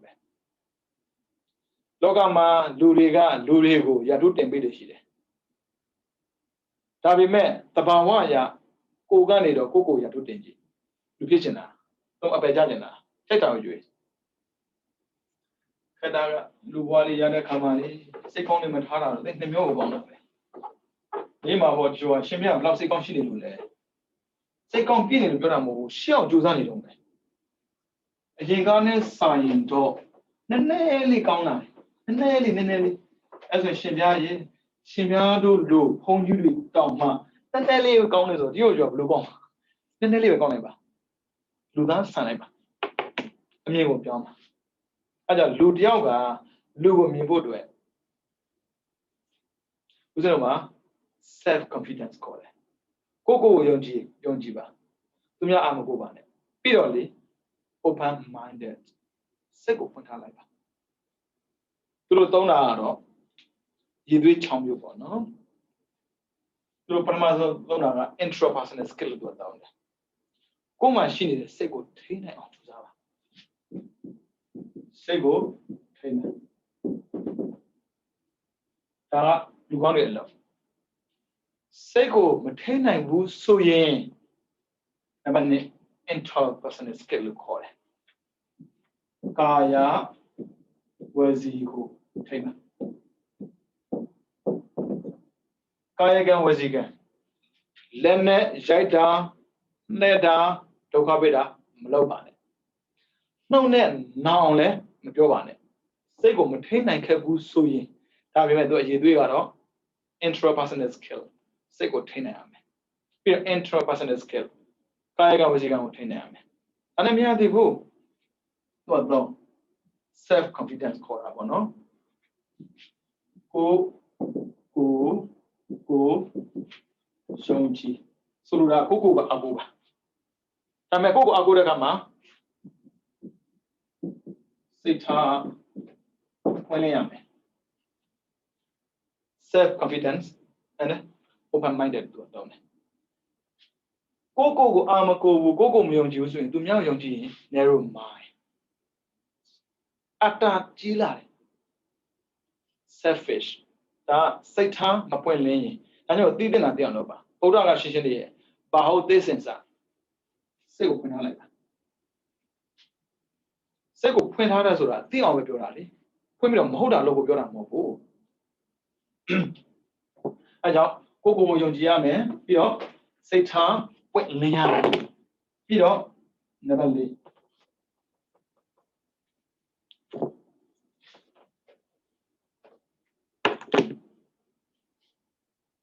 တူကိုပဲဒုက္ခဆိုတာကြုံတတ်ပါတယ်ဒါပေမဲ့ဒုက္ခကြုံတာကိုထုတ်ပြောစရာမလိုဘူးလေဒါကြောင့်မို့လည်းရောညီထွေနေတတ်ရမယ်ဘယ်နေရာတော့အဆင်မပြေတာကိုထုတ်မပြောပါနဲ့တန်ခါမစားတန်ခါမကြိုက်ဘူးထုတ်ပြောမှလားမစားတာကိုခက်တည်နေလို့တော့မရဘူးလားဒါပေမဲ့လူတွေကလည်းလုံးကြီးမနေတတ်ဘူးဘုရားတို့ဘုန်းကြီးတွေဗမာနိုင်ငံမှာနေတော့ဟုတ်တယ်ဘုရားဘာလာမဟုတ်ဘူးလားဘုန်းကြီးထိုင်နေရမသိဘူးလားဟာသူများနိုင်ငံကျော်တော့ကြတော့ဘုန်းကြီးမသိဘူးလေအဲ့ဒါကိုကခါကြလူနေရတယ်ထိုင်မထားပေးဘူးပြစ်နေပြီလားဘုရားတို့ကြောင်းတက်တဲ့အခါမှာပေါ့နော်ကြောင်းတက်တဲ့အခါမှာကျောင်းကကန်ကောင်းတယ်ဗျာဦးဇင်းနက်ကန်တော်တော်နည်းနည်းမဟုတ်ပါဘူးတော်တော်ကန်ကောင်းတယ်ကျောင်းလှော့ချိန်က7နာရီဗျ7နာရီဆိုစားချိန်က7နာရီကျန်တာပေါ့နော်ဘာဖြစ်ပြီးတော့ကိုကသွားပြီးတော့တန်းစီရတယ်ဗျမတန်းစီလို့မရဘူးဒါဟုတ်တယ်လေဒါတကယ်တော့ဖြစ်တင်တာပေါ့နော်သူကအရင်ရောက်တယ်လေသူအရင်မှားတင်တာပေါ့နောက်ဆုံးမှလာပြီးတော့အရင်ဆုံးမှားလို့မရဘူးလေဒါကရုဏာနဲ့ဆိုင်တယ်စာနာမှာပေါ့ကိုကျင့်စာတရားရှိရမှာလေပမိုင်းမဟုတ်ဘူးဘုန်းကြီးမသိဘူးလားသိပါတယ်ဗမာနိုင်ငံမှာသူများနိုင်ငံမှာမဟုတ်ဘူးအဲဥစ္စာတော့လဲလို့ညတွေနေတက်ကိုလိုအပ်တယ်ဒါငါမတော့ဒါငါမစားပြောစက်မလို့ဟိုကမေးလိုက်မယ်ကော်ဖီတောက်မလားဘယ်တော့မှမတော့ဘူးကော်ဖီတောက်မယ်ဒါဆိုရင်တရားထက်မလားနှုတ်ထက်မလားမေးရင်တရားနည်းနည်းထက်နှုတ်ထက်ငါတို့ကော်ဖီမတောက်တတ်ဘူးအဲ့တော့လက်ဖက်မတောက်တတ်ဘူးကန်ချခံမှာပေါ့ဒါကြောင့်လဲလို့ညတွေနေကိုနေတက်ရမယ်ပြီးတော့ဘယ်ရပဲဖြစ်ဖြစ်ပေါ့နော်ဖြည့်ရှင်းနိုင်မှုစားသူကသုံးတာ stress management ခေါ်တယ်ကိုယ့်ရဲ့စိတ်ရဲ့ထွက်ပေါက်ကိုပေါ့နော်ပြဿနာတစ်ခုကိုပြအောင်ရှင်းပါပြဿနာကိုပြအောင်ရှင်းလူတွေကပြဿနာရှိပြီဆိုရင်ထားခဲ့တတ်တယ်ထားပြီးတော့လေပျော်ပါသွားပြီးတော့မဲအားဟိုအလုပ်မဲ့တရားလုပ်မဲ့စိတ်ညစ်ပါတယ်ထားခဲ့ပြီးတော့ဘာကြောင့်စိတ်ညစ်တာလဲအဲ့ဒီစိတ်ညစ်ခြင်းအကြောင်းကိုရှာပါရှာပြီးရင်ရှင်းကြလားရှင်းပြီးမှပျော်ပြီးမှမရှင်းပါနဲ့မရှင်းဘဲနဲ့သွားပျော်တယ်ပို့ရှုပ်တယ်ဒါကြောင့်မို့သူသုံးတာက stress management လို့သုံးတယ်ကိုယ်မှရှိနေတဲ့ခက်ခဲကိုကိုယ်တိုင် manage လုပ်နိုင်ရမယ်ဖြည့်ရှင်းနိုင်ရမယ်ပြီးရင်နံပါတ်6 general mood လို့သုံးတာပေါ့နော်ပြောင်းနိုင်ရှင်းနိုင်ရမယ်ဦးဇင်းတို့မျက်နှာလေးအစင်မပြေမျက်နှာမေ့ပြီးတော့မျက်နှာမဲဆက်မလို့ပြုံးနိုင်ရမယ်ဒီတိုင်းပဲဦးဇင်းတို့ဗမာပြည်မှာဆိုရင်လေအလှကိုဖိတ်လိုက်တယ်ဆိုပါစို့ကိုယ်နဲ့သိတဲ့လူလည်းပါတယ်ကိုယ်နဲ့မသိတဲ့လူလည်းပါတယ်ကိုချစ်တဲ့လူလည်းပါတယ်ကိုမချစ်တဲ့လူလည်းပါတယ်ကိုကြိုက်တဲ့လူလည်းပါတယ်ကိုမကြိုက်တဲ့လူလည်းပါတယ်ကိုမကြိုက်တဲ့လူတယောက်ပါကြည့်မျက်နှာရမအိမ်မသားနဲ့လေရှင်မတယောက်ပြန်တော့မယ်ဟာဒီကကြီးစောလိုက်လားဘာဖြစ်လို့ဘာမှမပေါ့ရှင်မရလေတို့စားမရတော့မရအိမ်အားတော်တော်ခက်ပါတယ်အဲကြောင့်ပြောင်းနိုင်ခြင်းနဲ့မယ်ပါလာတဲ့မျက်နှာလေမပြဖို့မဟုတ်ဘူးပြောင်းပြဖို့ကိုမှန်တယ်မမဲ့ဘယ်သူမှအပြစ်မပြောဘူးကိုမဲ့တာ哦ကိုမျက်နှာကိုသူများတွက်ပြတဲ့ကံမှာအပြုံးမျက်နှာမပြရတယ်မဲ့တဲ့မျက်နှာတော့မပြတယ်သူသိတာပေါ့တော်တော်ဆင်မပြေးနေတူတယ်ဘယ်သူမှမကျင်တတ်တာလည်းမသိသူများကိုအတွေ့အများကြီးပေးတယ်ဒါကြောင့်မို့အရေးသွေး6မျိုးကိုစင်တင်ဖူးတာပေါ့နော်သူသုံးတာဒါကြတော့စိတ်ကိုထွက်ထင်းတာကြဒါကိုဖာသာပြန်ကြည့်တာပေါ့နော်သူသုံးတာ intro personal skill ကို control လုပ်နိုင်ရမယ်ပြီးမှသူသုံးတာက intro personal skill ပြီးရင်ဒါကြတော့ self confidence and open minded ပြီးရင်ဒါကြတော့ flexibility လို့သုံးတယ်ပြဿနာကိုရှင်းတာကြတော့ general mood general mood stress management ပေါ့နော်နံပါတ်6ကျတော့ journal mode ကိုဘလောက်ပဲလူတယောက်မကြိုက်နေပါစေဘယ်ရာကိုဘယ်လိုပဲမကြိုက်နေပါစေကြိုက်တဲ့ပုံစံပြနိုင်ရမယ်လူကြတဲ့မှာလူလိုနေနေအောင်ကြိုးစားရမယ်ဒါကြောင့်အင်္ဂလိပ်သင်တဲ့အရေးသွေးပေါ့နော်ဒါမဲ့အဲ့ဒါပြန်ကြည့်မယ်ဆိုရင်တော့လောဘဒေါသမောဟကိုထိန်မေတ္တာကရုဏာမုဒိတာကိုထားပဲဒါပဲလေထိုင်နေထိုင်မထားလည်းထားရမယ်ထိန်ပြီးတော့မထားလို့မရဘူးလေလောဘဒေါသမောဟကိုထိန်ပါဘသူရှိမှချမပြပါနဲ့ဘာဖြစ်လို့လဲဆိုဥစ္စာတို့ကြည့်လိုက်ကိုယုံကြည်တဲ့ပုဂ္ဂိုလ်တရားဘသူကမှပြင်းပြင်းစရာကြောင့်မရှိဘူးဒါကြောင့်မို့နားရှိတယ်ကြောက်လို့ပါမျက်စိရှိတယ်မြင်အောင်လုပ်ပါကောင်းရှိတယ်တွေးတောင်ကြိုးစားပါသူများပြောတိုင်းကောင်းနေဖို့မဟုတ်ဘူးနော်ပြင်ထားအဲ့ဒါဗုဒ္ဓရဲ့မင်္ဂလာတရားနဲ့ကြည့်မယ်ဆိုရင်ဘာဟုတ်သိစင်စာသိရကြည့်တယ်ဗျဒါကြောင့်မို့နေချင်းချင်းမှမနေကြပါနဲ့နေကြိတ်သွားကြပါကဘာရဲ့ကျက်လုံးပါတယ်လူတွေများရှိပါတယ်အဲ့ဒီလူနဲ့ပေါင်းတဲ့အခါမှာဘယ်လိုပေါင်းမလဲဆိုသိအောင်ကြိုးစားပါနော်သူတို့ကြမလုပ်ပါဘူးအဲ့ဒါသူတို့နဲ့ပေါင်းမပေါင်းပါကိုရီးယားနဲ့နေတောင်လုပ်ပါကိုရီးယားနဲ့မနေတောင်သူများနဲ့ပေါင်းမယ်ဆိုရင်တော့မရဘူးသူများနဲ့လက်သွင်းကြီးတွေနေတောင်လုပ်ပါဒါဆိုရင်ဘာပဲပြီးတော့လူမုံနေတာပေါ့နော်ဦးဇင်းတော်ကလောဘဒေါသမောဟကိုရှော့ဖို့ကြိုးစားတဲ့ပုဂ္ဂိုလ်တရားဟာသီလသမာဓိပညာကိုကြိုးစားပါတယ်သီလဆိုတာကလူတွေနဲ့နေထိုင်တဲ့အခါမှာဘယ်လိုနေထိုင်မလဲဦးဇင်းတို့သင်ထဲမှာပါလာပါလိမ့်မယ်သီလကတည်ရကြည့်ပါတယ်ရှောင်တဲ့သီလပဲသီလလို့မခေါ်ပါဘူးဆောင်ရတဲ့သီလကိုလည်းပဲသီလလို့ခေါ်ပါတယ်အဲ့ဒါလက်လျောညှိတွေ့နေပြီးတော့ကိုပြဿနာကိုရှင်းအောင်ကြိုးစားပါကိုပြဿနာသူများရှင်းခတ်ဖို့လည်းစင်မကူပါနဲ့သူများကိုပြောဖို့လည်းစင်မကူပါနဲ့ဝိသခါကိုမှန်လိုက်တဲ့စကားလည်းဒီစကားပဲအိမ်တွင်းကအိမ်ပြင်ကိုမထုံနဲ့အိမ်ပြင်ကအိမ်တွင်းကိုမသွင်းနဲ့ပြဿနာဒါကဘာပြောတာဆိုရင် stress management ကိုပြဿနာကိုသူများကိုဘယ်တော့မှချမပြနဲ့ကိုရအောင်ရှင်းသွားလိုက်ပါနော်အဲကြောင့်ဘဝဆိုရှိပါတယ်လောဘဒေါသမောဟကိုသိအောင်ကြိုးစားပါလောဘသည်လိုချင်တတ်တဲ့သဘောရှိပါတယ်ဒေါသသည်မကျင်တတ်တဲ့သဘောရှိပါတယ်မောဟသည်မသိတတ်တဲ့သဘောရှိပါတယ်သို့မဟုတ်သိတယ်လို့နဲ့အမှားကိုကြိုက်တတ်တဲ့သဘာဝရှိပါတယ်အဲဒါလောဘနောက်ကိုလည်းပဲမလိုက်မိစေနဲ့ဒေါသနောက်ကိုလည်းမလိုက်မိစေနဲ့မောဟနောက်လည်းမလိုက်မိစေနဲ့အခုဆိုရင်သင်ပြီးသွားတာအာဟုတုစိတ်ပြီးသွားပြီနောက်တစ်ပတ်ကျရင်အာဟိစိတ်ပြင်သင်မယ်ဘာဖြစ်လို့အာဟိစိတ်သင်ဖို့လိုအပ်တယ်လဲဆိုဥစ္စာမှာခန္ဓာရှိလို့ဖြစ်လာတဲ့စိတ်ရှိတယ်အဲ့လိုမဟုတ်ဘဲနဲ့တချို့စိတ်တွေကခန္ဓာဖြစ်အောင်လုပ်တဲ့စိတ်ရှိတယ်အာဟိစိတ်ဆိုတာခန္ဓာရှိလို့ဖြစ်လာတဲ့စိတ်မျိုးအာဟုတုဆိုတာခန္ဓာရှိအောင်လုပ်တဲ့စိတ်မျိုးကုတုဆိုတာခန္ဓာရှိအောင်လုပ်တဲ့စိတ်မျိုးဒါကြောင့်ဥစ္စာမှာစိတ်နှစ်မျိုးရှိတယ်တစ်မျိုးကရှိအောင်လုပ်ရတဲ့ရှိရဆိုခန္ဓာရှိအောင်လုပ်တဲ့စိတ်မျိုးပေါ့နော်တကူခန္ဓာရှိလို့ဖြစ်လာတဲ့စိတ်နောက်တစ်ပတ်ကြောင့်ဆိုတော့အာဟိစိတ်ခန္ဓာရှိလို့ဖြစ်လာတဲ့စိတ်ကြောင့်ဆိုတော့သင်မယ်အဲ့လိုတဲ့အခါမှာအခုသင်ထားတာလေးမမေ့ပါနဲ့မေတ္တာကရုဏာမုဒိတာထားပြီးတော့လူပြီးသားဖို့လိုအပ်တယ်ဒီချင်းလေးတွေကိုပိုင်ဆိုင်ဖို့ကြိုးစားရမယ်ဘာဖြစ်လို့ဆိုတော့အာဟိစိတ်ကိုဦးဇင်းတို့ကြုံတဲ့အခါမှာလောဘတွေဘာကြောင့်ဖြစ်လာတာလဲဒေါသတွေဘာကြောင့်ဖြစ်လာတာလဲဆိုတာအဲ့အာဟိစိတ်ကိုဦးဇင်းတို့လေ့လာပြီးသိလာပါလိမ့်မယ်လုံးဝစင်ဒီတိုင်းမသိဘူးဒါကြောင့်မို့ဘာဖြစ်လို့ငါမကျင်နေဖြစ်တာလဲဘာဖြစ်လို့ငါကဒါကိုကြည်ရင်ဖြစ်တာလဲဘာဖြစ်လို့မကြည်ညိုတာလဲဘာဖြစ်လို့ကြည်ညိုတာလဲဘာဖြစ်လို့ပေးချင်တာလဲဘာဖြစ်လို့မပေးချင်တာလဲ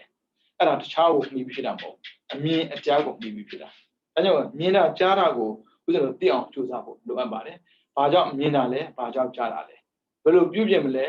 ဘယ်လိုရှောင်ကျင်မလဲဆိုတာသိအောင်ကြိုးစားဖို့လိုအပ်ပါတယ်နော်အဲကြောင့်တရားချစ်ခင်သူတို့သမီးများအနေနဲ့မိမိတို့ဘဝရရှိစဉ်ကာလလေးမှာနံပါတ်1လူပြီးသားကြိုးစားပါနံပါတ်2လူထက်သာတဲ့အည်သွေးကိုရှောင်ကြည်တံကြုတ်ကိုအားထုတ်ပါနံပါတ်3လူနဲ့ပြမမဖြစ်အောင်သစ္စာတရားကိုသိအောင်ကြည်တံကြုတ်ကိုအားထုတ်ပါကြည်တံကြုတ်အားထုတ်တဲ့အတိုင်းသစ္စာလေးပါးမြတ်တရားကိုပိုင်းခြားထင်သိမြင်ပြီးတော့တရားစာရှိတဲ့အရိယသတော်များမျက်မှောက်ပြုဖြစ်တဲ့နိဗ္ဗာန်ကိုလင်းမြန်စွာ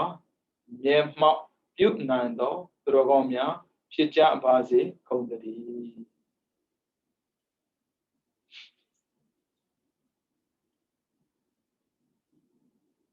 ဗုဒ္ဓ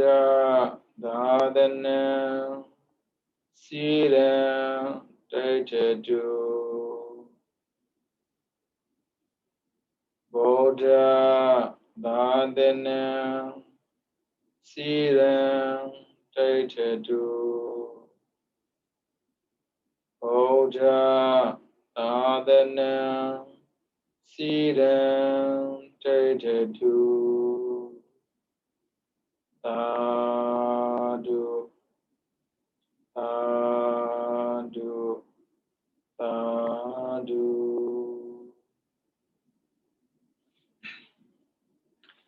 Finadu Dinamano, which I'm on such another.